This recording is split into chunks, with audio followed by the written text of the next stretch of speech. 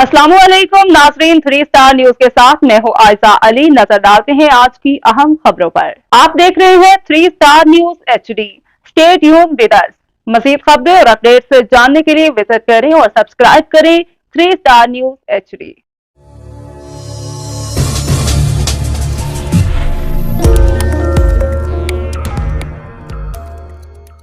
बराबरी पार्टी पाकिस्तान 8 फरवरी 2024 को इलेक्शन में हिस्सा ले रही है।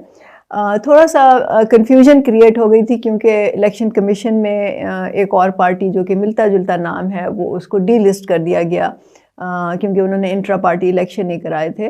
तो उस वजह से हमारे मेंबर्स ने भी हमसे सवाल पूछा और जो मुखालिफ पार्टियां थे उन्होंने उसको उछालने की कोशिश भी की। लेकिन हमारे तमाम जो उम्मीदवार थे जिन्होंने अप्लाई किया था उन सबको कलम का निशान अलॉट हो गया है और इस वक्त हम डेफिनेटली इलेक्शन में हिस्सा ले रहे हैं। बराबरी पार्टी की जो अहम बात मैं कहना चाहूँगी वो ये है कि बराबरी पार्टी की रिप्रेजेंटेशन जो है वो मुल्क के तमाम सूबों में से है। उसमें ख़वातीन भी हैं, मर्द भी हैं और मिनॉरिटी के भी एक कैंडिडेट हैं।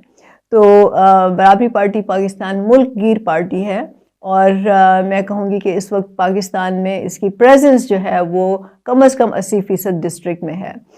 उम्मीदवार क्योंकि इलेक्शन में थोड़ी सी अनसर्टेनिटी थी, बहुत से लोग कह रहे थे होंगे नहीं होंगे, उस तरह से वो पार्टिसिपेशन नहीं हो पाई। लेकिन इंशाल्लाह हम अपने जो कैंडिडेट्स हैं हमारे वो अपने मुखालफिन को टफ़ टाइम ज़रूर देंगे। बराबरी पार्टी पाकिस्तान जैसे सबको पता है कि आम लोगों की पार्टी है, इसका मंशूर जो है वो आम लोगों के लिए, हमारा पूरा जो मैनिफेस्टो है वो आम लोगों की खुशहाली और तरक्की के लिए है। और इस वक्त जो हमारे उम्मीदवार हैं उनकी लिस्ट आपको स्क्रीन पे भी नज़र आएगी। इस वक्त 33 हलकों से हम कंटेस्ट करेंगे और मैं उसकी तफसील में नहीं जाऊंगी, लेकिन वो आप देख लीजिए स्क्रीन पे जिन हलकों में वो लोग मौजूद हैं। हमारे जो उम्मीदवार हैं वो बराबरी के नज़रिए पर यकीन रखते हैं, उसी मैनिफेस्टो से इलेक्शन कंटेस्ट कर रहे हैं जो बराबरी पार्टी का मैनिफेस्टो है। उसमें जो इक़दामात लेने की ज़रूरत है, हमारी नज़र में जो इक़दामात मईशत को ठीक करने के लिए, मुल्क की तरक्की के लिए, लोगों की खुशहाली के लिए लेने की ज़रूरत है, वो कोई और पार्टी नहीं लेगी। ख़ास तौर से बड़ी जो पार्टियां हैं जो कि जागीरदारों सरमायादारों की पार्टियां हैं वो कभी भी नहीं लेंगी। और इस वक्त आपको मालूम है कि इलेक्टेबल्स की प्रैक्टिस की सियासत चल रही है। तो जो इक़दामात हम लेना चाहते हैं वो उनके मफादात से मुतसादिम हैं, तो जाहिर है कि वो इसको कभी भी इम्प्लीमेंट नहीं करेंगे, कभी भी लागू नहीं करेंगे, बल्कि वो इसकी बात तक भी नहीं करेंगे। तो जहाँ जहाँ बराबरी पार्टी पाकिस्तान के उम्मीदवार खड़े हैं, मैं उन हलकों के तमाम आम लोगों से ये रिक्वेस्ट कर रही हूँ, बल्कि उनको ये तजवीज़ दे रही हूँ, उनको गाइड कर रही हूँ कि आप बराबरी पार्टी पाकिस्तान के नुमाइंदे को, उम्मीदवार को वोट दें, असेंबलियों में उनको पहुँचाएँ ताकि वो आपकी खुशहाली के लिए वो इक़दामात कर सकें, कानून साजी कर सकें, पॉलिसियाँ बना सकें। और ये याद रखें कि बराबरी पार्टी पाकिस्तान का इंतखाबी निशान कलम है और इसी कलम की ताकत से, जो हम समझते हैं, जो कहते हैं ना कलम की ताकत तलवार की ताकत से ज़्यादा होती है, और हम इसमें यकीन रखते हैं क्योंकि इसी की मदद से हमारे उम्मीदवार असेंबलियों में जाएंगे, बैठेंगे और कानून साजी करेंगे। आप सब जो आम लोग हैं उनको चाहिए कि इस इलेक्शन में अमीर सियासतदानों का सियासी बाइकआउट करें ताकि उनको एक क्लियर, वाज़ेह, स्ट्रॉन्ग मैसेज जाए कि अब बहुत हो चुकी है। 76 सालों से आप लोगों ने इस मुल्क पे हुकूमत की है, आप लोग असेंबलियों में बैठे हैं और आम लोगों को कुछ नहीं मिला। तो अब ये टाइम है कि आम लोग खुद अपने नुमाइंदे चुनें, खुद असेंबलियों में उनको भेजें ताकि वो अपनी मर्ज़ी के कानून बना सकें, अपने मसाइल खुद हल कर सकें। अच्छा, जहाँ जहाँ बराबरी पार्टी पाकिस्तान के उम्मीदवार नहीं हैं, वहाँ के जो आम लोग हैं उनको मेरी ये तजवीज़ है या मेरी रिकमेंडेशन है, मेरी सजेशन है कि आप लोग भी अपने हलके में ट्रांजैक्शनल पॉलिटिक्स, पेटी पॉलिटिक्स, हल्के की पॉलिटिक्स से निकलें। क्योंकि जब आप इन लोगों को, ये जनरल इलेक्शन है ना, तो आप जिन लोगों को नुमाइंदा मुंतखब करेंगे और वो असेंबली में जाके बैठेंगे, वो जो ऐवान होता है वो लेजिस्लेटिव उनका काम होता है। मतलब ये आपकी लेजिस्लेटिव असेंबली है, ये कानून साजी करने का अदारा है, ये आपका लोकल गवर्नमेंट अदारा नहीं है। तो इसलिए आप उनसे उन चीज़ों का मुतालबा करें जिसके लिए आप इनको الیکٹ کر کے بھیج رہے ہیں وہاں پہ. مطلب یہ گلی محلے کے کام کرانے, تھانے کچہری کے کام کرانے, کسی کو نوکریاں دلوانی, یہ ان کا کام نہیں ہے. بلکہ ان سے یہ مطالبہ کریں کہ یہ لوکل گورنمنٹ کو مضبوط کریں, تاکہ آپ لوگ خود جو اپنے مقامی لوگ ہیں اس طرح کے مسئلے آپ لوگ خود حل کر سکیں, بجائے ہر چیز کے لیے ان کے محتاج ہونے کے اور ان کے پاس جانے کے, ان کی منت سماجت کرنے کے, ان کے سامنے ہاتھ پھیلانے کے. یہ کام آپ کے آٹومیٹیکلی ہو جائیں آپ کے لوکل نمائندوں کے تھرو. جب ہم قانون سازی کی بات کرتے ہیں تو اس میں کیا شامل ہوتا ہے؟ اس میں جو قانون ہوتا ہے جو یہ لوگ بناتے ہیں, اس کا مقصد یہ ہوتا ہے, خاص طور سے اس کا جو معاشی پہلو ہوتا ہے, مطلب یہ جب بجٹ بناتے ہیں, جب یہ معاشی پالیسی بناتے ہیں, تو اس کا امپیکٹ عام لوگوں پہ ہوتا ہے ڈائریکٹلی. تو میں آپ کو یہ بتاؤں گی کہ جو برابری پارٹی پاکستان اس وقت کہہ رہی ہے کہ کم از کم آمدنی جو ہے وہ 1 لاکھ ہونی چاہیے. اور آپ خود مجھے بتائیے کہ کیا یہ مناسب نہیں ہے, کیا یہ انصاف کا تقاضا نہیں ہے کہ ایک انسان جس نے اپنی فیملی کو بھی پالنا ہے اس کو کم از کم 1 لاکھ تو ملے کہ وہ ایک باعزت کم از کم اس کی بنیادی ضروریات پوری ہو سکیں. تو یہ آپ نے مطالبہ, اور اگر آپ کو یہ کہیں نا کہ یہ پاسبل نہیں ہے تو پھر آپ ان سے پوچھیں کہ اچھا وہ جو بڑے اعلیٰ افسران ریٹائر ہوتے ہیں, ابھی جو جج صاحبان جو ریٹائر ہوئے ہیں, ان کو کیسے ایون کہ ریٹائرمنٹ کے بعد بھی ان کو لاکھوں کی تنخواہیں اور مراعات کیوں ملتے ہیں؟ تو اگر وہ پاسبل ہے تو پھر اس کو بھی پاسبل بنانا چاہیے اور یہ ان کی ذمہ داری بنتی ہے. آپ مطالبہ کریں کہ لینڈ ریفارم ہو اس ملک میں. جب تک لینڈ ریفارمز نہیں ہوں گے, جب تک وڈیرا شاہی کا خاتمہ نہیں ہوگا, جب تک یہ جو فرسودہ قبائلی سرداری نظام ہے اس کا خاتمہ نہیں ہوگا, ملک خوشحال نہیں ہو سکتا, ملک ترقی نہیں کر سکتا, اور آپ لوگوں کی زندگیاں بھی بہتر نہیں ہو سکتی.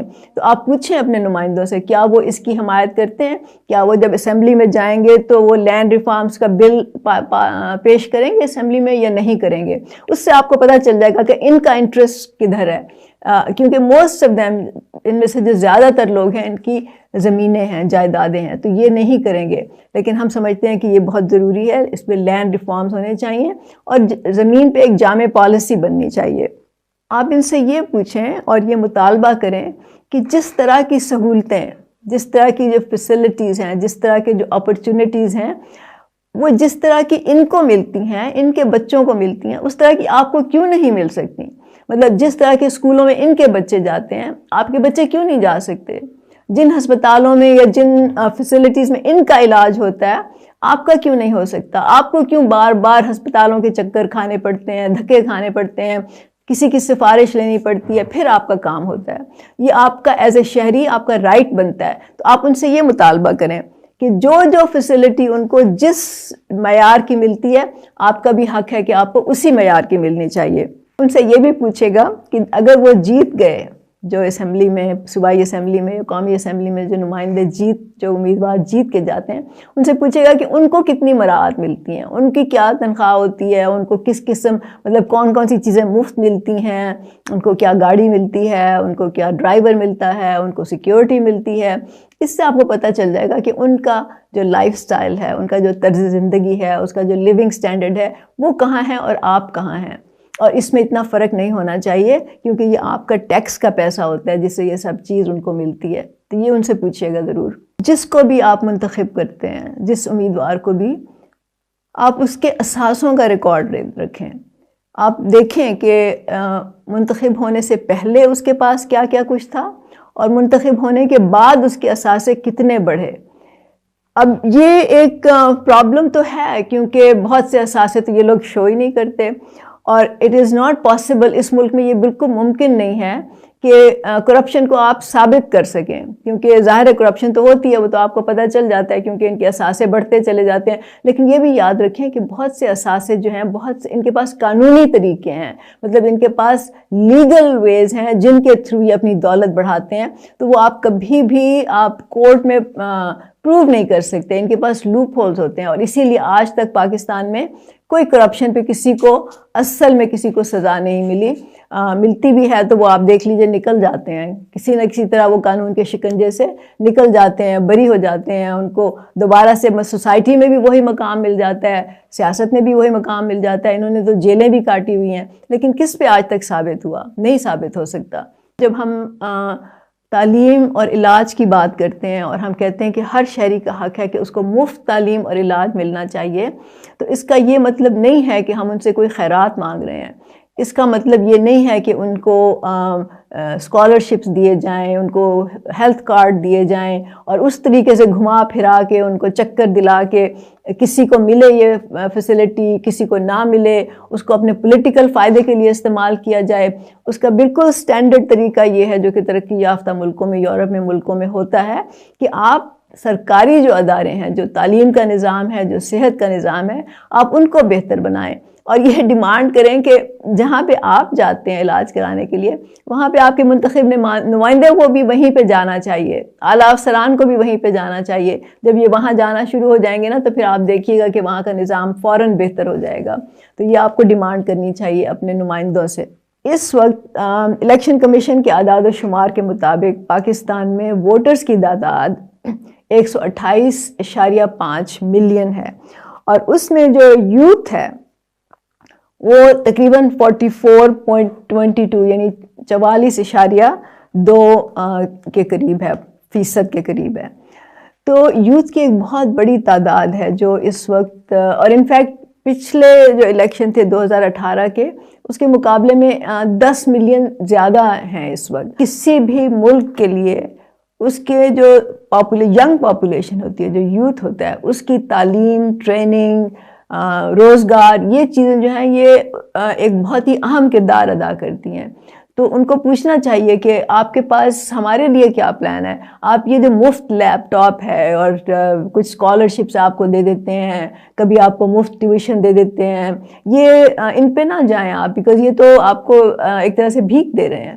آپ اپنے پورے حقوق مانگیں ان سے. آپ کہیں کہ ہمارے لیے تعلیم کا نظام جو ہے وہ کیوں معیاری نہیں ہے. مطلب آپ دیکھ لیجئے آپ کو پرائیویٹ اسکولوں میں کیوں جانا پڑتا ہے، اتنی زیادہ فیسیں کیوں دینی پڑتی ہیں؟ کیونکہ سرکاری جو ادارے ہیں ان میں معیار تعلیم بہت زیادہ خراب ہو چکا ہے. تو آپ ان سے یہ مطالبہ کریں. پھر ان سے مطالبہ کریں جو بے روزگار ہیں، آپ کے لیے ان کے پاس کیا پلان ہے کہ آپ کو روزگار ملے گا. یہ سب چیزیں آپ جب تک سوال نہیں پوچھیں گے یہ آپ کے مسئلے حل بھی نہیں ہو سکتے. آج کل نا آج کل تو نہیں میں کہوں گی، کچھ عرصے سے، کافی عرصے سے، بلکہ ایک رواج چل پڑا ہے پاکستان میں کہ کارڈ دینے کا لوگوں کو شوق ہے. آپ دیکھ لیجئے بے نظیر انکم سپورٹ پروگرام ہے، اس کا کارڈ ملتا ہے.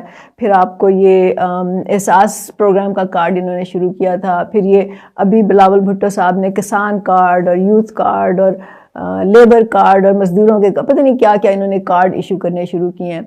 اب یہ جو کارڈ ہے نا، یہ آپ سمجھ لیجئے کہ ایک طرح سے یہ آپ کو دے رہے ہیں. یہ ایک طرح سے خیراتی پروگرام ہے. اس سے نہ خوشحالی آ سکتی ہے، نہ اس سے غربت دور ہو سکتی ہے، نہ اس سے آپ کے مسائل جو ہیں وہ حل ہو سکتے ہیں.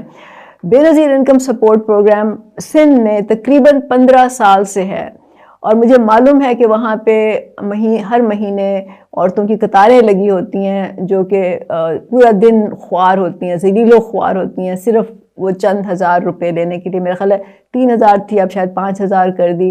اتنے سے پیسوں کے لیے وہ پورا دن وہاں کھڑی ہوتی ہیں. اس سے غربت نہیں دور ہو سکتی، اس سے امپاورمنٹ نہیں ہو سکتی. اس سے آپ صرف لوگوں کو ایک عادت ڈال رہے ہیں کہ آپ گھر بیٹھیں اور آپ کو اور کچھ نہیں ملے گا، 3,000 ملیں گے بس. اس سے تو 2 وقت کی روٹی بھی نہیں کوئی کھا سکتا.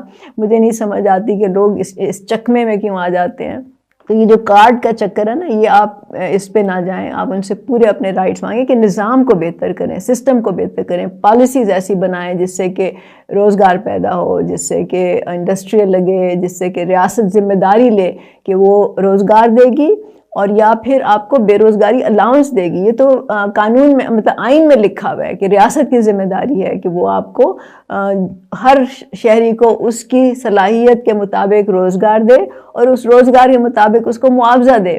تو وہ کیوں نہیں پورا ہو رہا؟ یہ آپ کو ان سے پوچھنا چاہیے. اور پھر دیکھیے بات یہ ہے کہ انسان جو ہوتے ہیں ان کو صرف کھانا پینا اور جو بنیادی ضروریات ہیں وہ نہیں چاہیے ہوتی ہیں، کیونکہ وہ تو جانور بھی زندہ تو اس طرح سے رہ سکتے ہیں نا، لیکن انسانوں کو انٹلیکچوئل سٹیمولیشن بھی چاہیے، سیر و تفریح بھی چاہیے. جو ان کے اپنے جو قابلیت ہے، صلاحیت ہے، اس کو اجاگر کرنے کے لیے ان کو مواقع چاہیے. ان کو وہ تمام اپرچونٹیز چاہیے جس سے کہ وہ جو کچھ کرنا چاہتے ہیں، وہ جو بننا چاہتے ہیں، اپنی صلاحیتیں استعمال کر کے اپنے لیے، اپنے خاندان کے لیے، ملک کے لیے جو مستقبل بہتر کرنا چاہتے ہیں وہ کر سکیں، ان کے سامنے راستے کھلے ہوں.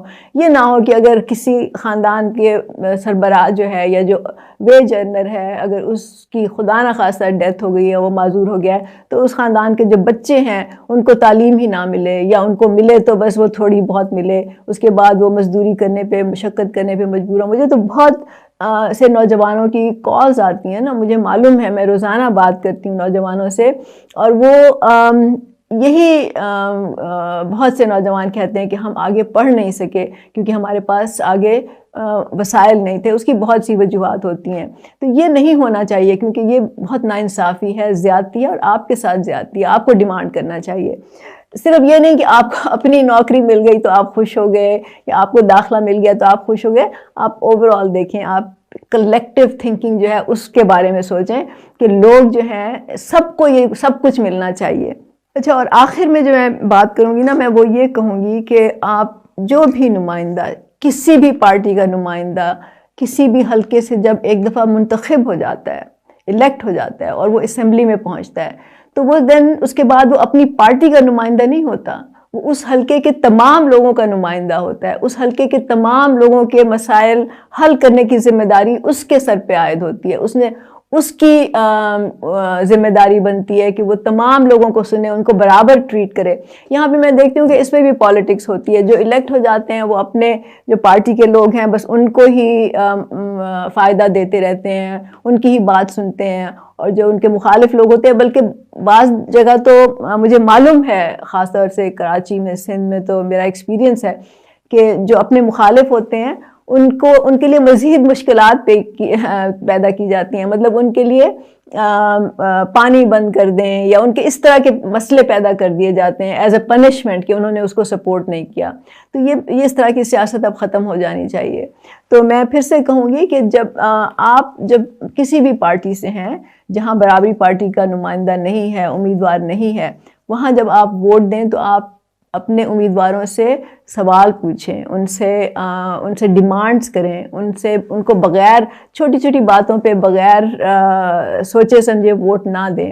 اور جب ایک دفعہ الیکٹ ہو جاتے ہیں تو آپ ان کو چھوڑ نہ دیں، کیونکہ یہاں پہ تو بہت جگہ ایسا ہوتا ہے کہ لوگ ووٹ لے لیتے ہیں، الیکٹ ہو جاتے ہیں، اور اس کے بعد وہ 5 سال تک یا 4 سال تک جب تک ان کی حکومت ہوتی ہے وہ شکل ہی نہیں دکھاتے. آپ ان کے ساتھ کانٹیکٹ میں رہیں، ان سے پوچھیں کہ ہم آپ سے کانٹیکٹ میں کیسے رہ سکتے ہیں. ان سے نمبر مانگیں کہ اگر ہمیں کوئی مسئلہ ہو گیا تو ہم کس سے رابطہ کریں گے، کون ہماری سنے گا، ہمارے مسئلے کون حل کرے گا. آپ کے پاس ان کا رابطہ نمبر ہونا چاہیے، ان کے آفس کا رابطہ نمبر ہونا چاہیے. تو یہ ساری باتیں سوچ سمجھ کے آپ اس دفعہ الیکشن میں حصہ لیں اور ووٹ دیں، اور پاکستان کو ایک خوشحال ترقی یافتہ ملک بنائیں.